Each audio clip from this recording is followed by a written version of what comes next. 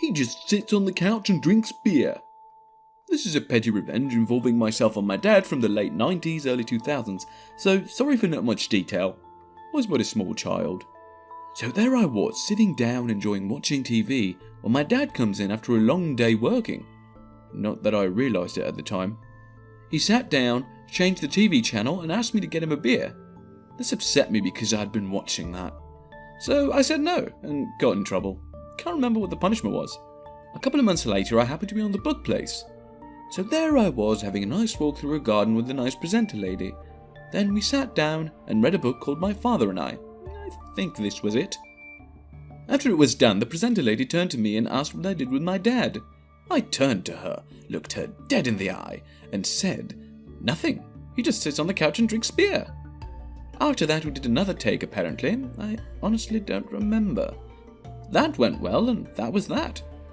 Many years later, I learnt that my first take had won Channel 7's Blooper of the Year award. Years of drunken abuse result in a blanket party. My aunt was an intensive care nurse at a hospital in Texas for 30 years. This is her story. A while back, my aunt tells me and my cousins this story, probably as a warning about drinking, I guess. For years, Mrs. Smith would come into my aunt's ER battered and bruised, apparently sometimes quite severely. The woman was getting up there in years and had almost monthly visits that sometimes required her to stay for a week or more. A quick rundown of some of the injuries I recall. Broken pelvis, explained by falling down the stairs in her one-story home. Broken arms and wrists, explained as falling out of her car. A shattered orbital bone in her eye socket. No explanation I can recall. A series of broken ribs. Various excuses. Lastly, this dipsith broke her back, which required fusing 3 of her vertebrates. Driveway car accident. So Mr. Smith is appropriately qualified as a total piece of sith. At the end of my aunt's 12-hour shift, the call comes in from the ambulance that they are bringing in a 70-year-old Smith. Faces fell. Everyone gets somber knowing that Mrs. Smith probably won't survive the night due to the years of beatings she's already endured. The ER calls the ambulance back asking for a description of the injuries so the OR can be somewhat prepared. What they heard on the radio pissed everyone off.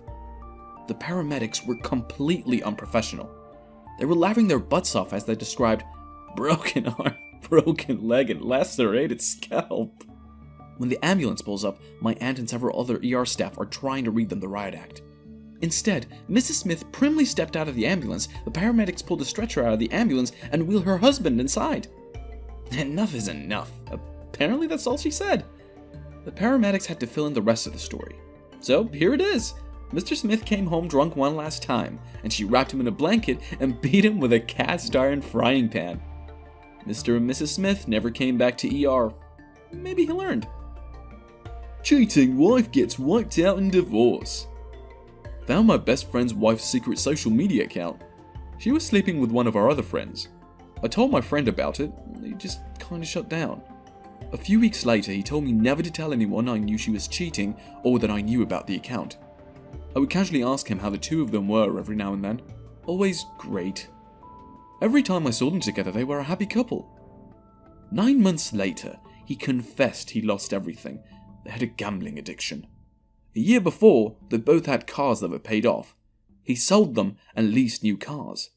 The money he made selling them, he lost to gambling. Their savings and 401ks were essentially gone, all lost on gambling. The condo they lived in was rented. They had essentially no assets. She immediately filed for divorce. They had no kids, similar incomes. Divorce was finalized without him owing alimony. Her cheating was never brought up. She got all the furniture and pots and pans. He kept a secret hoard of gold coins. I don't know for sure, but I'm guessing it's at least $200,000 worth. You shouldn't mess with an ant farmer.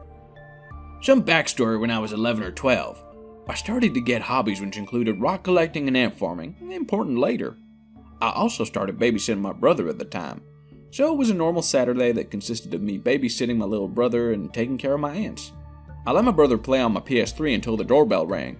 I opened it and saw these annoying little kids that always asked if I could play, but every time I would say no.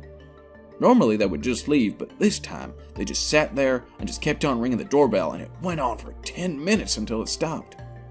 I thought it was over until I heard them start giggling. Then they started throwing rocks at my house, and they even cracked one of the windows. I opened the door and they just knew it wasn't gonna be good. Also at the time I was probably about 5'9", so I was kinda scary. I walked outside and told him to go home or I'll call the police. Fast forward about 2 weeks and it happened 3 more times. At this point, I was done playing around. I knew they were gonna do it again, so at the side of my house where they were getting the rocks, I had accidentally spilled my fire ant geranium with probably about 1,500 to 2,000 fire ants on the rocks. So the next day comes around and the little brats were ringing my doorbell and I could almost taste it. Sweet, sweet revenge.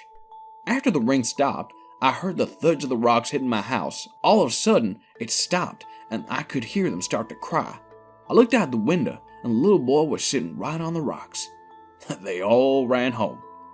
Oh, but it's not over. Their mom came out of the house and over to mine. I put on my saddest face and told the mom, "They broke my ant farm." After that, the mom gave me $10 and I never saw them again. I'm almost starting to feel bad, but they shouldn't have messed with my rocks.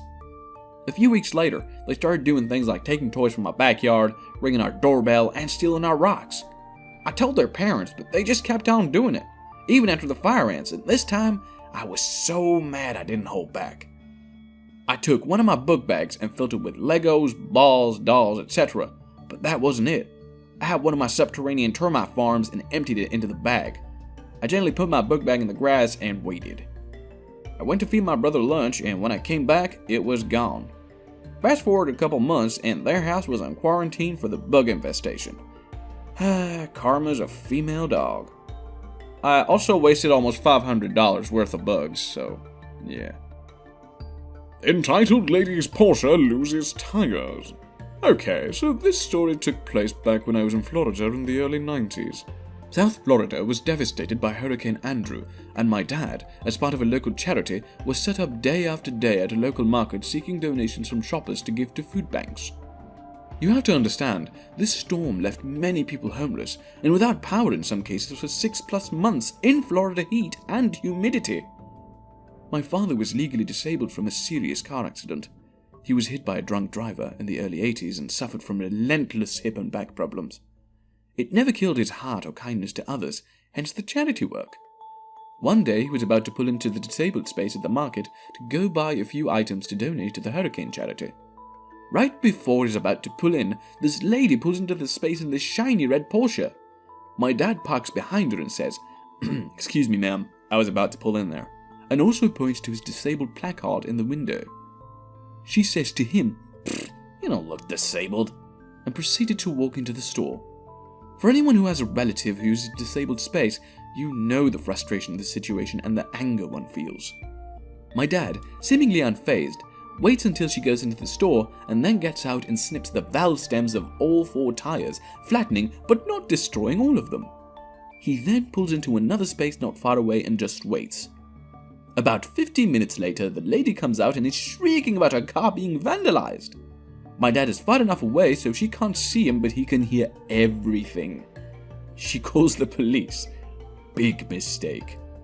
She files a report for vandalism and the police give her a ticket for being parked in the disabled space with no placard, about $250 at the time. The cops leave and she calls a tow truck. As the car is being loaded onto the truck, my dad pulls up and says to her, "You don't look disabled, but your car sure is," and then drives off. My dad could be a nice guy and pure savage when he needed to be. Thanks for watching, and please don't forget to subscribe to Reddit Originals for more videos like this. Oh, and hit the bell icon to stay updated on all our videos. We upload a video each day, so stay tuned.